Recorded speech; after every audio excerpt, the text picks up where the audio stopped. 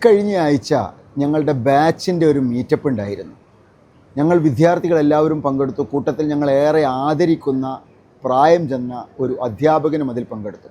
ഏറെ സന്തോഷകരമായിരുന്നു അദ്ദേഹത്തിൻ്റെ സാന്നിധ്യം. അദ്ദേഹം സംസാരം ആരംഭിക്കുന്നതിന് മുൻപ് പഴയ വിദ്യാർത്ഥികളെ ഓരോരുത്തരെയായി പരിചയം പുതുക്കി.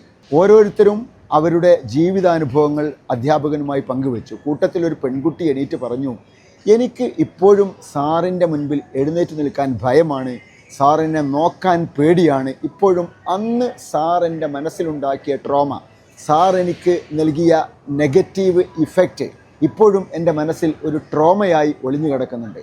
ഈ ഒരു സംസാരം വന്നപ്പോൾ ഞങ്ങൾ ആകെ ഞെട്ടിപ്പോയി. അധ്യാപകനും ഡൗണായി. ഒരുപാട് സമയം പിന്നീട് സംസാരിച്ച് കാര്യങ്ങൾ ക്ലിയർ ചെയ്ത് കാർമേഘം നീങ്ങി മാരിവില്ല് വിരിഞ്ഞതിന് ശേഷമാണ് ഞങ്ങൾ പിരിഞ്ഞത്.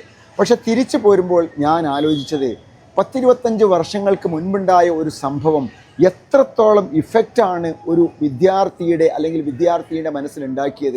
അധ്യാപകൻ എന്ന നിലക്ക്, രക്ഷിതാക്കൾ എന്ന നിലക്ക് നാം ഏറെ ശ്രദ്ധിക്കേണ്ടുന്ന ഒരു കാര്യം, നാം ഉപയോഗിക്കുന്ന നമ്മുടെ നാക്കിൽ നിന്ന് പുറത്തു വരുന്ന ഓരോ വാക്കും എത്രത്തോളം ഇഫക്റ്റ് ഒരു കുട്ടിയിൽ ഉണ്ടാക്കും. പ്രവാചകൻ സ്വല്ലല്ലാഹു അലൈഹി വസല്ലമ തന്നെക്കുറിച്ച് പറഞ്ഞൊരു വാക്യമുണ്ട്, ഇന്നമാ ബുഇസ്തു മുഅല്ലിമൻ മുയസ്സിറൻ, ഞാൻ നിയോഗിക്കപ്പെട്ടിരിക്കുന്നത് എളുപ്പമുണ്ടാക്കുന്ന ഒരു അധ്യാപകനായിട്ടാണ്.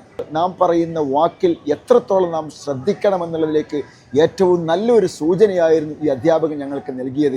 എല്ലാ വിദ്യാർത്ഥികളും ഏറെ ആദരിക്കുന്ന ഒരു വ്യക്തിത്വമായിരുന്നു അദ്ദേഹം.